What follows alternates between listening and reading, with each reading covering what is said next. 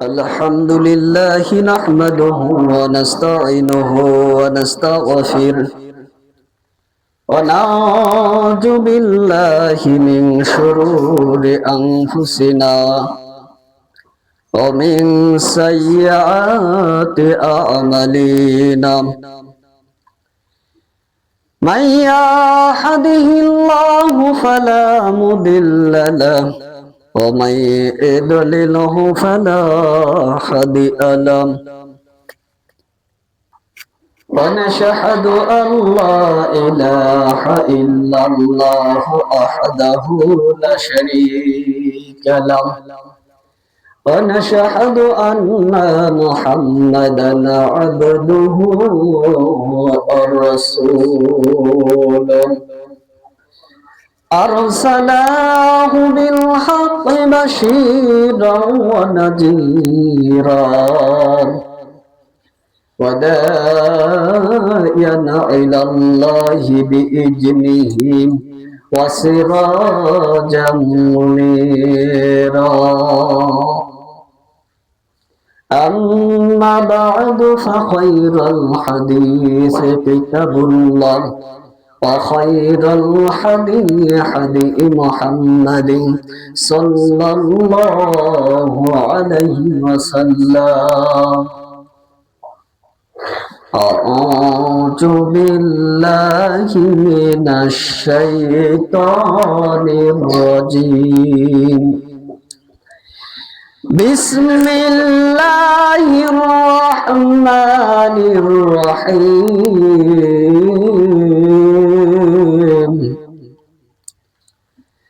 إلا أن يشاء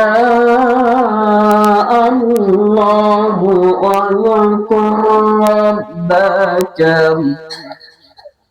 واذكر ربك إذا نسيت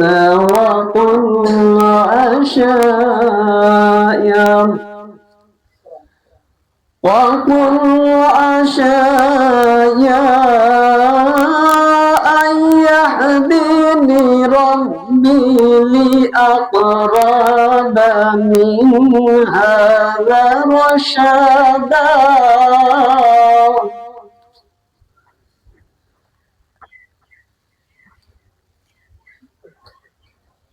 وقال الله تعالى بسم الله الرحمن الرحيم يا أيها الذين آمنوا اتقوا الله حق تقاته ولا تموتن إلا وأنتم مسلمون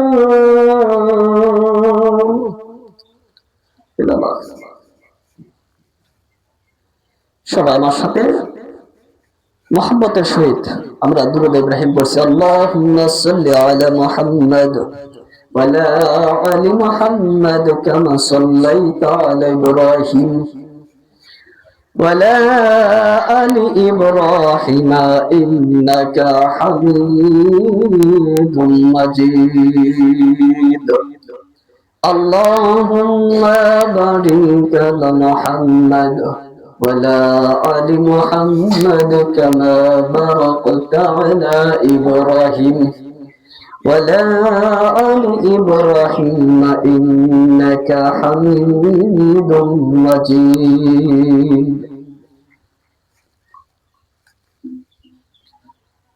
الحمد لله সমস্ত প্রশংসা সমস্ত তারিফ সমস্ত গুণগান সে মহান রব্বুল আলামিনের জন্য যে মহান মালিক আপনাদিগকে এবং আমাকে শত ব্যস্ততাকে উপেক্ষা করে আমাদের সবাইকে তার ঘর মসজিদে এসে জুমার সালাত আদায়ের পাশাপাশি কোরআন এবং হাদিস থেকে সংক্ষিপ্ত পরিসরে খুতবা উপস্থাপন করার এবং শ্রবণ করার তৌফিক এনায়েত করলেন। আমরা কৃপণতা বখিলতা দূরীভূত করে সেই মহান মালিকের দেওয়া জবান দ্বারা জবান ছেড়ে দিয়ে সিজদায় শুকর আদায় করছি বলে আলহামদুলিল্লাহ। অতমর দরুদ বর্ষিত হোক মা আমিনার নয়নের মণি নবিকুলের শিরোমণি সরদার দু আলম জনাবি মুহাম্মদ রাসূলুল্লাহ, সবাই পড়ি সাল্লাল্লাহু আলাইহি ওয়াসাল্লাম।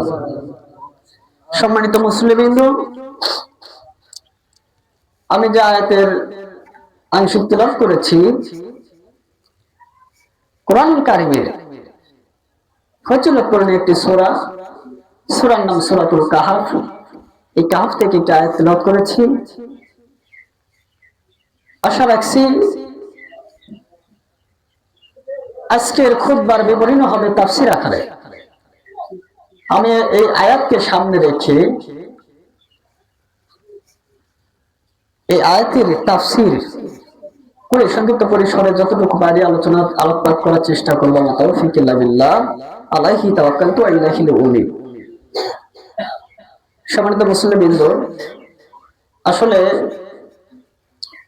তাফসীর করতে গেলে আগে শানে নজুলটা জানতে হবে। তো আসুন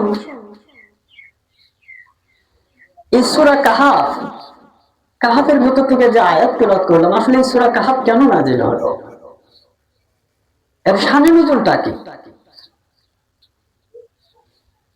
রাসূল সাল্লাল্লাহু আলাইহি ওয়াসাল্লাম যখন মক্কা মদিনা মুখে দাওয়াত দিতেছিলেন, লা ইলাহা ইল্লাল্লাহ মুহাম্মাদুর রাসূলুল্লাহ সাল্লাল্লাহু আলাইহি ওয়াসাল্লাম, তখন দুটি গোত্রের মধ্যে সমালোচনার ঝড় বয়ে উঠল। তারা চিন্তা ফিকির করলো, আসলে মুহাম্মদকে এই দাওয়াত থেকে, এই একত্ববাদ থেকে দমানো যায় কিভাবে। তারা এই চিন্তা ফিকির করতে তাদের মাথার ভিতরে একটা বুদ্ধি আসলো, একটা ব্রেন আসলো, যে ইহুদি পণ্ডিত যারা আছে এরা পূর্ববর্তী নবীদের সম্পর্কে, পূর্ববর্তী যুগ সম্পর্কে এদের ধারণা ভালো আছে। অতএব তারা পরামর্শ ক্রমে দুজন ব্যক্তিকে এই ইহুদি পণ্ডিতদের কাছে পাঠাইলেন পরামর্শ নেওয়ার জন্য, যে কিভাবে মুহাম্মদ কে একত্ববাদ থেকে দমানো যায়, কিভাবে তার দাওয়াতি কাজ বন্ধ করা যায়। তারা এই পরামর্শ করে দুজন ব্যক্তিকে পাঠাইলেন। এই দুজন ব্যক্তি চলে গেলেন ইহুদি পণ্ডিতদের কাছে। যাওয়ার পরে মুহাম্মদ সাল্লাল্লাহু আলাইহি ওয়াসাল্লাম সম্পর্কে সব বিস্তারিত আলোচনা করলেন ইহুদি পণ্ডিতদের কাছে। আলোচনা আলোকপাত করার পরে ইহুদি পণ্ডিতরা পরামর্শ দিলেন, হে আরবের লোক সকল, হে জয়নেক ব্যক্তি, তোমরা দুজন এসেছো মুহাম্মদকে একত্ববাদ থেকে বিচ্ছিন্ন করার জন্য, তোমাদেরকে একটা পরামর্শ দিতে পারি। বলে, কি পরামর্শ? মুহাম্মদকে গিয়ে তিনটে প্রশ্ন করবে। তিনটে প্রশ্নের জবাব যদি মুহাম্মদ দিতে পারে তাহলে বুঝবে যে মুহাম্মদ সত্য নবী। আর যদি জবাব না দিতে পারে তাহলে বুঝবে মুহাম্মদ মিথ্যা দাবি করছে, তার একত্ববাদ মিথ্যা। তখন মুহাম্মদকে তিরস্কার করা যাবে, হেয় প্রতিপন্ন করা যাবে। তারা জিজ্ঞেস করলো, হে ইহুদি পণ্ডিত, তাহলে কি প্রশ্ন করব? ইহুদি পণ্ডিত সঙ্গে সঙ্গে বলে দিলেন, হে আরবের দুইজন যুবক, শোনো, তোমরা যদি মুহাম্মদকে প্রতিহত করতে চাও, মুহাম্মদকে যদি একত্ববাদ থেকে সরাতে চাও, তাহলে শোনো, এক নম্বর প্রশ্ন করবা, মুহাম্মদকে প্রশ্ন করবা যে পূর্ববর্তী যুগে 7 জন যুবক ছিল। এই 7 জন যুবক তারা একটা গুহার ভিতরে অবস্থান করেছিলেন, আত্মগোপন করেছিলেন। 1 বছর নয়, 2 বছর নয়, তারা সেই গর্তের ভিতরে 309 বছর তারা জীবিত ছিলেন, আত্মগোপন করে। বলেন সুবহানাল্লাহ। তোমরা যাও মুহাম্মদকে প্রশ্ন করো, তারা কেন আত্মগোপন করলো আর 309 বছর তারা কিভাবে থাকলো। এই বিস্তারিত যদি মুহাম্মদ দিতে পারে তাহলে বুঝবা মুহাম্মদ সত্য, আর যদি না দিতে পারে তাহলে বুঝবা যে মুহাম্মদ মিথ্যা দাবি করেছে, তাকে হেয় প্রতিপন্ন করবা, তিরস্কার করবা। তারপরে দ্বিতীয় প্রশ্ন শিখা দিলেন ইহুদি পণ্ডিত যে যাও যাও মোহাম্মদকে জিজ্ঞাসা করবা। এমন একজন ব্যক্তি ছিলেন যে ব্যক্তি পূর্ব থেকে পশ্চিম, পশ্চিম থেকে পূর্ব, পুরো পৃথিবী ভ্রমণ করেছিলেন। আসলে এই ব্যক্তিটাকে, তার সম্পর্কে মোহাম্মদকে জিজ্ঞাসা করবা। তৃতীয় নম্বর প্রশ্ন হলো মোহাম্মদকে জিজ্ঞাসা করবা রূহ সম্পর্কে তার ধারণা কতটুকু, রূহটা কি তার সম্পর্কে জিজ্ঞাসা করবা। এই তিনটে প্রশ্নের জবাব যদি মোহাম্মদ না দিতে পারে তাহলে তোমরা মোহাম্মদকে হেয় প্রতিপন্ন করবা, তিরস্কার করবা। এই তিনটে প্রশ্ন নিয়ে তারা মোহাম্মদের কাছে ফিরে আসলেন। ফিরে আসার পরে মোহাম্মদকে এই তিনটে প্রশ্ন করলেন। হে মোহাম্মদ শোনো, তুমি যদি সাদিকীন হও, তুমি যদি সত্যবাদী হও, তাহলে আমাদের এই তিনটে প্রশ্নের জবাব দাও। তিনটে প্রশ্ন করার পরে মুহাম্মদ সাল্লাল্লাহু আলাইহি ওয়াসাল্লাম তিনি বলেছিলেন তোমরা আগামীকাল আসবে, তিনটে প্রশ্নের জবাব দিয়ে দিব। এখানে মারাত্মক একটা জটিলতায় পড়ে গেছিলেন আল্লাহ রাসূল সাল্লাল্লাহু আলাইহি ওয়াসাল্লাম। জটিলতাটা হলো এই যে মুহাম্মদ সাল্লাল্লাহু আলাইহি ওয়াসাল্লাম বললেন তোমরা আগামীকাল আসবে, আমি এর জবাব দেব। এই কথার প্রেক্ষিতে একটা বাক্য বলতে ভুলে গেছিলেন। বলেন তো সে বাক্যটা কি? ইনশাআল্লাহ বলতে ভুলে গেছেন। যার কারণে মুহাম্মদ সাল্লাল্লাহু আলাইহি ওয়াসাল্লাম ওহীর অপেক্ষায় ছিলেন। কারণ হাদিসের ভিতরে এসেছে রাসূল সাল্লাল্লাহু আলাইহি ওয়াসাল্লাম নিজের থেকে কোনো কথা বলেন নাই। তার জীবদ্দশায় যত কথা বলেছেন আল্লাহ যে দিক নির্দেশনা দিয়েছিলেন সেই দিক নির্দেশনা অনুযায়ী আল্লাহর দাওয়াত তিনি জমিনে পৌঁছায় দিয়েছিলেন। এবার দ্বিতীয় দিন আসলাম, নাই কোনো ওহী নাই। মুহাম্মদ সাল্লাল্লাহু আলাইহি ওয়াসাল্লাম চিন্তায় পড়ে গেলেন, কেন ওহী আসে না। এই যে চিন্তায় পড়ে গেলেন, এইভাবে একদিন নয়, 2 দিন নয়, 15 দিন আল্লাহ রাসূলের প্রতি ওহী বন্ধ হয়েছিল। এখান থেকে শিক্ষা নেওয়া দরকার, তিনি নিষ্পাপের জন্য নবী। সামান্য একটা বাক্য না বলার কারণে যদি তার প্রতি ওহী বন্ধ হয়, তাহলে আমি আপনি দিনের মধ্যে কত ওয়াদা করতেছি, ইনশাআল্লাহ বলি না, তো আপনার ওয়াদা আমার ওয়াদা পূর্ণ হবে কিভাবে? তো আসুন এইদিকে পড়ে যাচ্ছে ইনশাআল্লাহ নিয়ে কিছু আমলের আলোচনা পরে বলতেছি। তো আসুন যে সূরা কাহফের আলোচনা করতেছিলাম, এই সূরা কাহফের ফজিলত আছে। এই সূরা কাহফ এমন একটা ফজিলতপূর্ণ সূরা। আল্লাহ রাসূলের একজন জনৈক সাহাবী তিনি রাত্রিবেলা ঘরে বসে সূরা কাহফ তিলাওয়াত করতেছিলেন। আর দরজা দিয়ে লক্ষ্য করলেন তার বাড়ির উঠানে একটা গাধা বাঁধা ছিল। এই গাধাকে বেঁধে রেখেছিল। যখনই তিনি তেলাওয়াত শুরু করেন তখনই গাধাটা লাফাতে থাকে। বলেন সুবহানাল্লাহ। তাফসীর ইবনে কাসিরের বর্ণনা, তিনি তেলাওয়াত করতেছিলেন আর গাধাটা লাফাইতেছিলেন। এইভাবে একবার নয়, 2 বার নয়, 3 বার লক্ষ্য করলেন আসলে গাধাটা কেন লাফায়। এই লাফালাফি দেখে তিনি ঘর থেকে বের হয়ে গেলেন। বের হয়ে দেখে, আসমানের দিকে লক্ষ্য করে দেখে আসমানে যেন একটা মেঘের খণ্ড দেখা যায়। তিনি এই দৃশ্য দেখে তিলাওয়াত বন্ধ করে চলে গেলেন আল্লাহ রাসূলের কাছে। ইয়া রাসূলুল্লাহ, আমি তো এই যে তিলাওয়াত করতেছিলাম, এই সূরা কাহফ তিলাওয়াত করতেই আমি দেখলাম ঘরের ভিতরে গাধা, মানে ঘরের বাহিরে গাধা লাফাচ্ছিল। আমি গাধার কাছে গিয়ে দেখি আসমানের দিকে লক্ষ্য করে দেখলাম আসমানে এক খণ্ড মেঘ দেখা যায়। আল্লাহ রাসূল বললেন, সাহাবী রে, তোমার হয়তো জানা ছিল না, এটা সূরা কাহাফের এমন ফজিলত। এই সূরা কাহাফ যে তুমি তেলাওয়াত করতেছো আর আসমানে যে মেঘের খণ্ড দেখেছো, তোমার তেলাওয়াত শুনে এটা মেঘের খণ্ড নয়, আসমান থেকে রহমতের ফেরেশতারা তারা জমিনে নেমে এসেছিল তোমার তেলাওয়াত শোনার জন্য।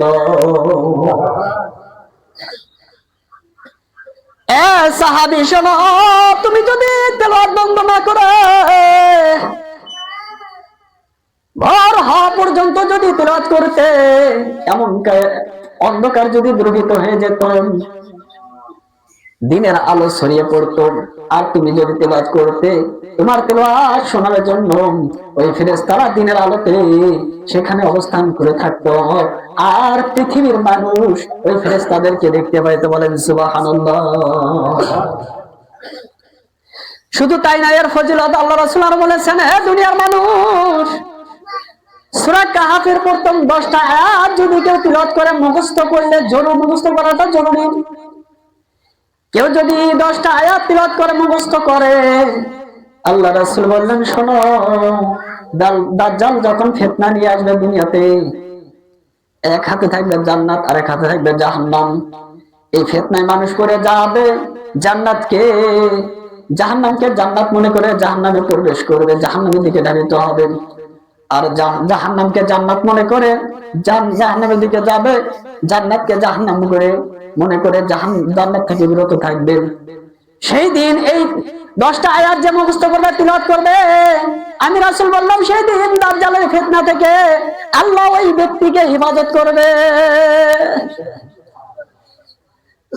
কত ফজিলত বলি আপনাদেরকে।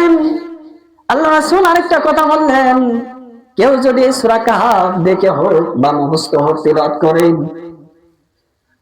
এই সূরা কাহাফ জুমআর দিন তিলাওয়াত করবে, তিলাওয়াত করার কারণে আল্লাহ রাসূল বললেন, আল জুমআতু ইয়াউমাল জুমআ, এক জুমআ থেকে আরেক জুমআ পর্যন্ত তার ঈমানি নূর চমকাতে থাকবে। এই ঈমানি নূর তাকে কখনো অন্যায় কাজে জড়িত হতে দিবে না। এই জন্য এই সূরাগুলো পড়তে আমাদের একটু গুরুত্ব দেওয়া দরকার। এখন বলবেন, হুজুর আমার বয়স হয়ে গেছে, আমি কোরআন পড়তে জানি না।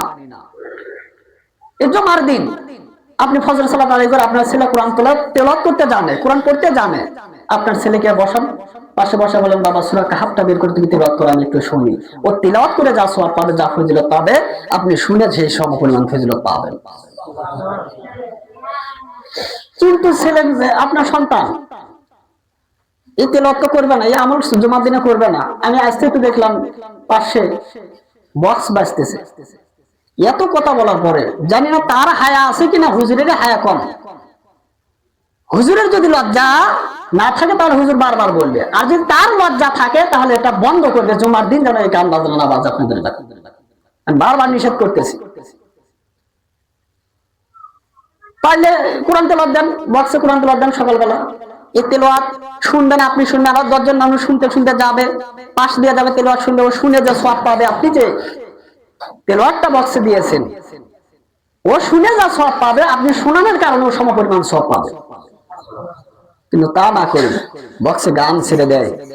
আসুন, আপনার ছেলেকে পাশে বসাবেন, বাবা তেলাওয়াত করতো, আমি শুনি। আপনার ছেলে তেলাওয়াত করবে, আপনি শুনবেন। তো আল্লাহ রাসূল সাল্লাল্লাহু আলাইহি ওয়াসাল্লাম তিনি যে ইনশাআল্লাহ বলতে ভুলে গেলেন, ওই যে যেখানে ছেড়ে আসলাম, বলতে ভুলে গেলেন, যার কারণে একদিন নয়, 2 দিন নয়, 15 দিন ওই বন্ধ হলো। তো সম্মানিত মুসলিমবৃন্দ, এবার আসুন, আপনার মেয়ে আপনাকে ফোন দিয়েছে। অনেক সময় মানুষ অ্যাক্সিডেন্ট হয় কেন, ভালো করে শুনুন। এই ইনশাআল্লাহ প্রেক্ষিতে কিছু আমলের কথা বলি, তারপর মূল আলোচনার দিকে যাচ্ছি। মানুষের দুর্ঘটনার শিকার হয় কেন? আপনার মেয়ে রাত্রিবেলা ফোন দিয়েছে, বাবা আজ 1 মাস হলো তুমি আমার কোনো খোঁজ খবর নাও না, বাবা আগামীকাল তুমি একটু আমার বাড়িতে আসো, আমার ছেলে মেয়ে তোমাকে দেখার জন্য, তোমার নাতনি তোমাকে দেখার জন্য ব্যস্ত হয়ে গেছে। আপনি ফোনের মধ্যে বললেন, ঠিক আছে কাল যাব। এই যে ঠিক আছে কাল যাবো, এর মধ্যে বললেন না যে মা কিংবা বাবা ইনশাআল্লাহ আমি আগামীকাল তোমার বাড়িতে যাব। এই যে ইনশাআল্লাহ বললেন না, এর জন্যই তো দুর্ঘটনার শিকার আপনি হন। তাহলে ভবিষ্যতে কোনো কাজের জন্য আপনাকে অবশ্যই কি বলতে হবে? ইনশাআল্লাহ। এই ইনশাআল্লাহ যখন আপনি বলবেন, ওই কাজ স্বয়ং সম্পূর্ণ করার দায়িত্ব হাদিসে আছে, ওটা আপনার থাকে না, আল্লাহ স্বয়ং নিজেই নিয়ে নেয়, যে বান্দার এই কাজ স্বয়ং সম্পূর্ণ করার জন্য আল্লাহ নিজেই দায়িত্ব নিয়ে নেয়। বলেন আপনি আপনার মেয়েকে বললেন ইনশাআল্লাহ আগামীকাল আসবো, এই কথা বলার পর আপনি ঘুমিয়ে পড়লেন, সকালবেলা ঘুম থেকে উঠলেন, গোসল সেরে খানা পিনা সেরে মেয়ের বাড়ির দিকে যাওয়ার জন্য রেডি হলেন। এই সময় আল্লাহ রাসূল বললেন, আল্লাহর কোন বান্দা বান্দী যখন পথ চলা শুরু করে বাড়ি থেকে বের হয়, এই যদি বাড়ি থেকে বের হওয়ার সময় পরে বিসমিল্লাহি তাওয়াক্কালতু আলাল্লাহি লা হাওলা ওয়ালা কুওয়াতা ইল্লা বিল্লাহ, এই দোয়া পড়ে বের হবে। আল্লাহ রাসূল বললেন, ওই ব্যক্তিটা, আল্লাহর ওই বান্দা গন্তব্যে পৌঁছা পর্যন্ত এবং গন্তব্য থেকে বাড়ি পর্যন্ত ফেরা পর্যন্ত এর মধ্যে যত বালা মুসিবত আছে, যত অ্যাক্সিডেন্ট আছে, যত দুর্ঘটনা আছে, সকল বালা মুসিবত, সকল বিপদ আপদ থেকে আল্লাহ তাকে হেফাজত করবে। কিন্তু আমরা তো সেগুলো আমল করি না। আল্লাহ রাসূল বললেন, তোমরা চারটে বাক্যর প্রতি বেশি আমল করো। যখন ভালো কিছু দেখবে বলবে সুবহানাল্লাহ, ভবিষ্যতে কাজের জন্য ইনশাআল্লাহ, কাজের শুরুতে বিসমিল্লাহ, কাজের শেষে আলহামদুলিল্লাহ। আমরা তো খাবার বসে, অনেক মানুষ আছে খাবার বসে বিসমিল্লাহ তো নাই, খাওয়া শেষ হলে আলহামদুলিল্লাহ নাই, ঢেকুর ছেড়ে কমরে দেশ থেকে বিড়ি বের করে। কি বরকত! চারটে বাক্যের আমল আপনি বেশি বেশি করবেন। যদি বিসমিল্লাহ বলে খানা শুরু করেন, আপনার খাবার আল্লাহ বরকত দিয়ে দিবে, অল্প খাইলে পেট পূর্ণ হয়ে যাবে। আর বিসমিল্লাহ বলে যদি খানা না শুরু করেন, একটা হাদিস পড়ছি, বুখারীর বর্ণনা, মিশকাতের বর্ণনা, প্রায় হাদিসের কিতাবের মধ্যে এসেছেন, কেউ যখন বিসমিল্লাহ বলে খানা শুরু করে না, তখন তার খাবারগুলো শয়তানের পেটে যায়। শয়তান তার পাশে বসে পড়ে, সে মুখে দিল, সে খাবারগুলো কার পেটে যায়? শয়তানের পেটে। একটা বালক আল্লাহ রাসূলের সামনে খাবার মুখে দিতেছিলেন, তিনি বিসমিল্লাহ বলেন, আল্লাহ রাসূল সাল্লাল্লাহু আলাইহি ওয়াসাল্লাম সঙ্গে সঙ্গে তার হাতটা শক্ত করে ধরলেন। সকলে অবাক হয়ে গেল, আল্লাহ রাসূল তার হাত তুললেন কেন, খাবার খেতে দিচ্ছে না কেন? আল্লাহ রাসূল বলেন, এই যুবকটা খাবার শুরুতে বিসমিল্লাহ বলে নাই, মুখে দিচ্ছে বিসমিল্লাহ বলে নাই, এর খাবার তো শয়তানে খাবে। যখন বিসমিল্লাহ বলে খাবার খাইলেন, বিসমিল্লাহ বলে খাবার মুখে দিলেন, আল্লাহ রাসূল হাতটা ছেড়ে দিলেন। বলেন সুবহানাল্লাহ।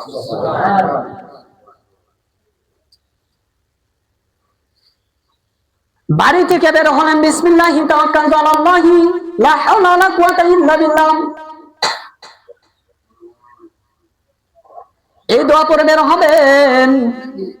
রাসূল সাল্লাল্লাহু আলাইহি ওয়াসাল্লাম বললেন, শুধু তাই নয়, সব কাজের, যখন আপনি ভবিষ্যতে কাজ করতে যাবেন, যে কোনো কাজের প্রতি আপনি ইনশাআল্লাহ বলবেন, আল্লাহর উপর তাওয়াক্কুল, ভরসা রাখবেন, এই কাজটা আপনার আল্লাহ সম্পূর্ণ করে দেবে।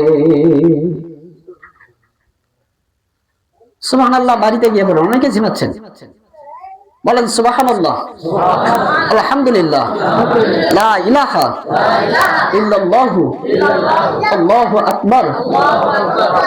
কেমন স্বয়ংসম্পন্ন করে দেবেন? আল্লাহ রাসূলের যুগে বুখারীর বর্ণনা, এক বন্ধু আরেক বন্ধুর কাছে গেছে, গিয়ে বলতেছে, ভাই কিছু দিরহাম আমাকে কর্জ দাও।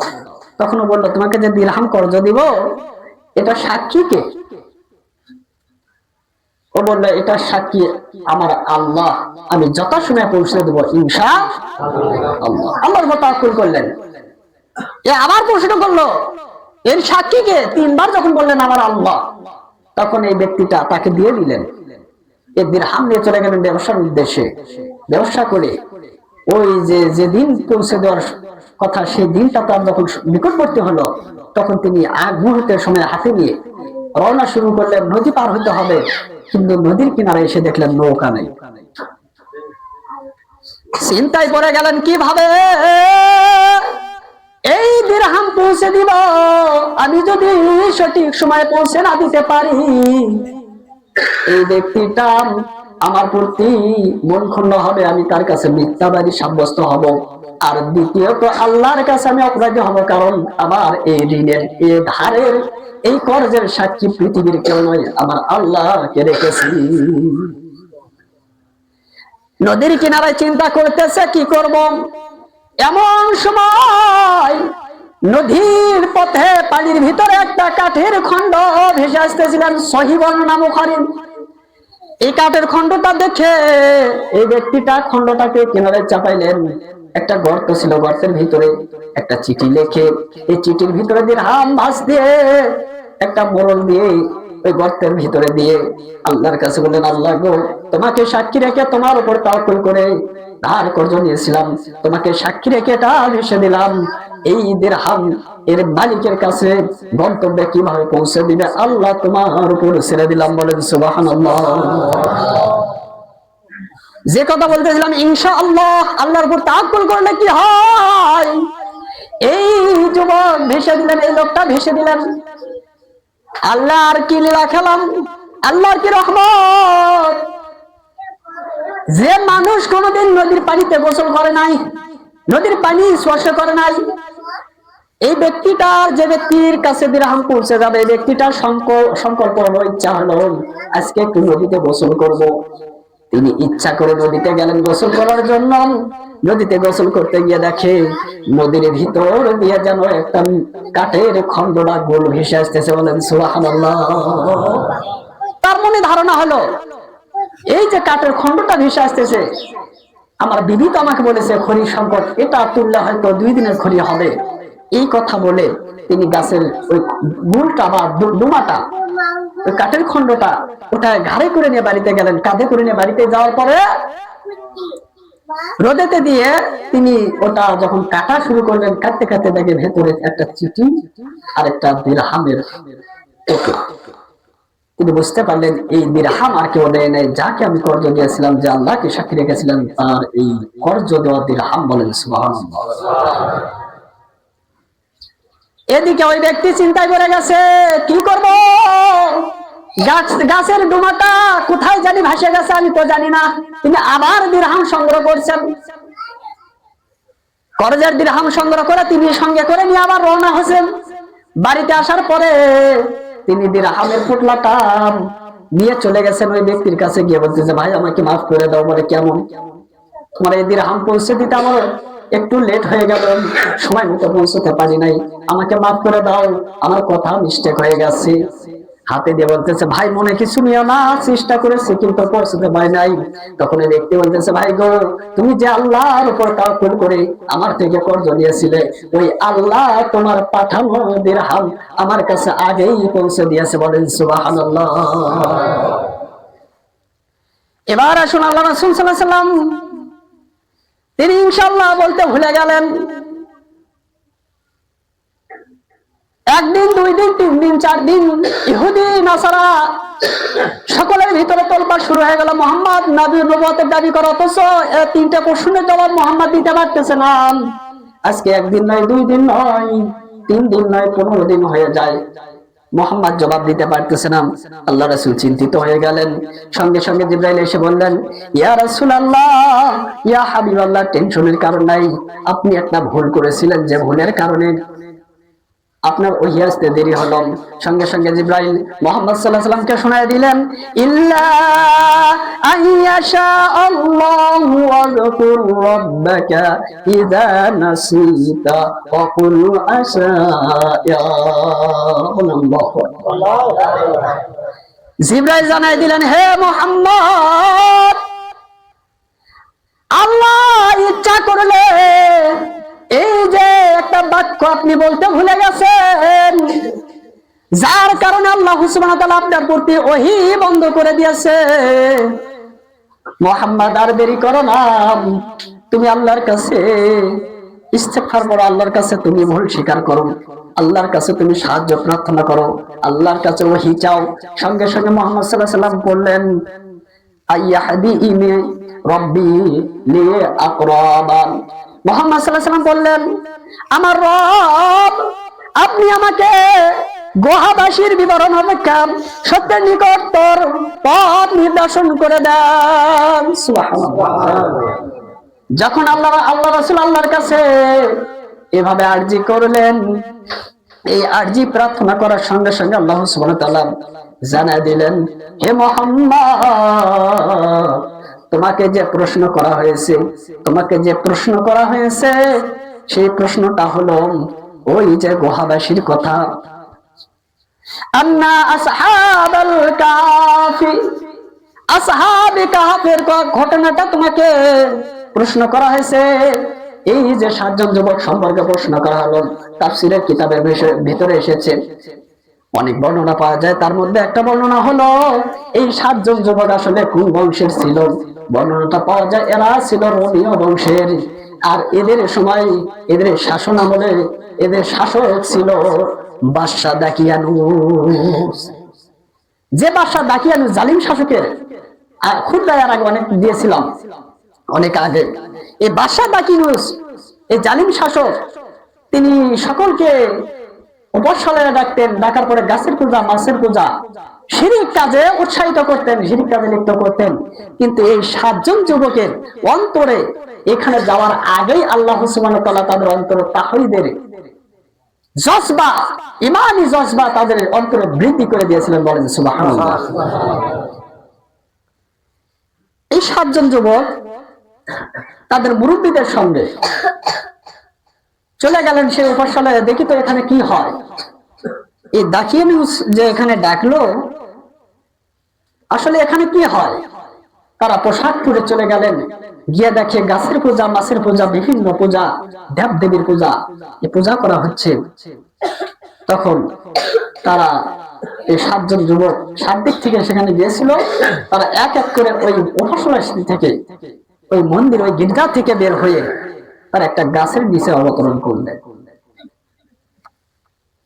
কিন্তু বর্ণনায় আসছে 7 জন যুবক কেউ কাউকে চেনে না, কেউ কারো পরিচয় জানে না। একজন আরেকজনকে দেখে সংকোচ করতেছে, না জানিয়ে সামনে আমার বিস্তারিত বললে কি হয়, কোন বিপদ আসে কিনা।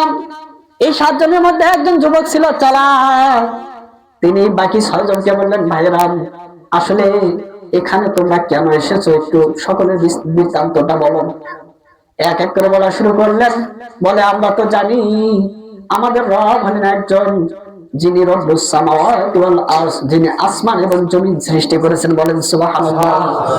যিনি আসমান এবং জমিনের মালিক, যিনি আসমান এবং জমিনের রব, তিনি হলেন রব। এরা তো গাছের পূজা, মাছের পূজা করে।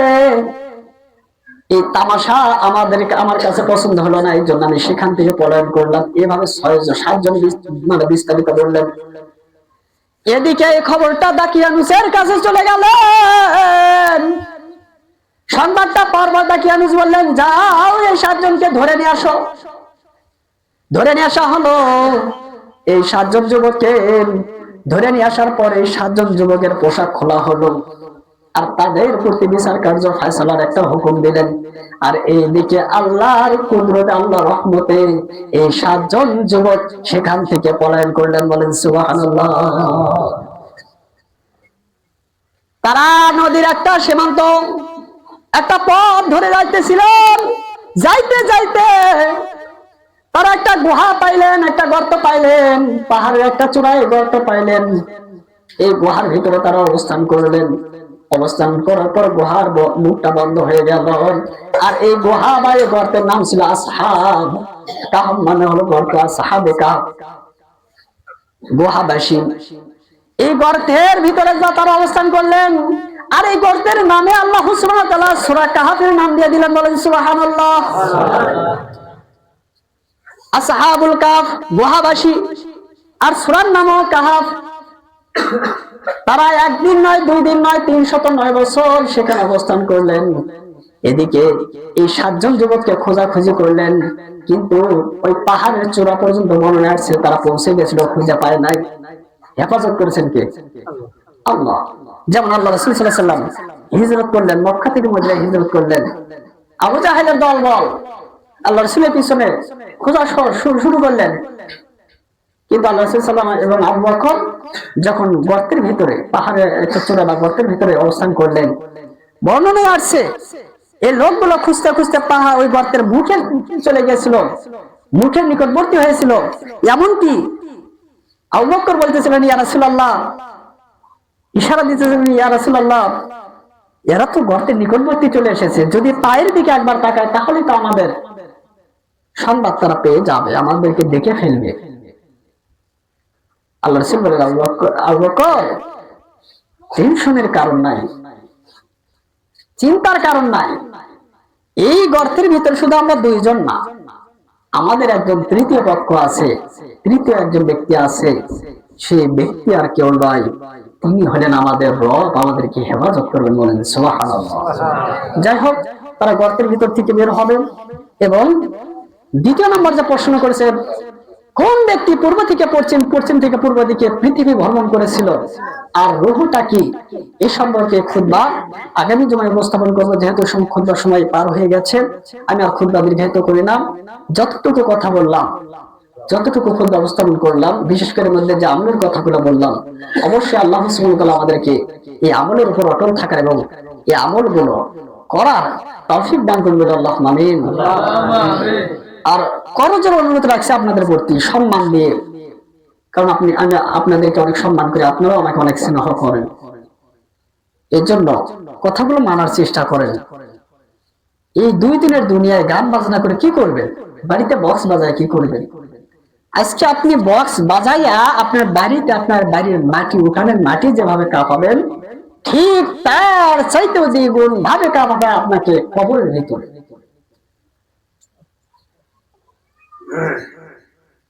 অতএব এই সকল কর্ম থেকে আপনারা হেফাজত থাকার চেষ্টা করুন। এমনিতে তো আমাদের প্রতি গজব বেশি, ঘন ঘন ভূমিকম্প হচ্ছে, বিভিন্ন গজব আসতেছে, ফসল নষ্ট হচ্ছে, গজবের শেষ নাই। তার ভিতরে যদি আপনারা এগুলো শুনেও যদি না শোনার ভান করেন, নিষেধ করা বলে যদি আরো বেশি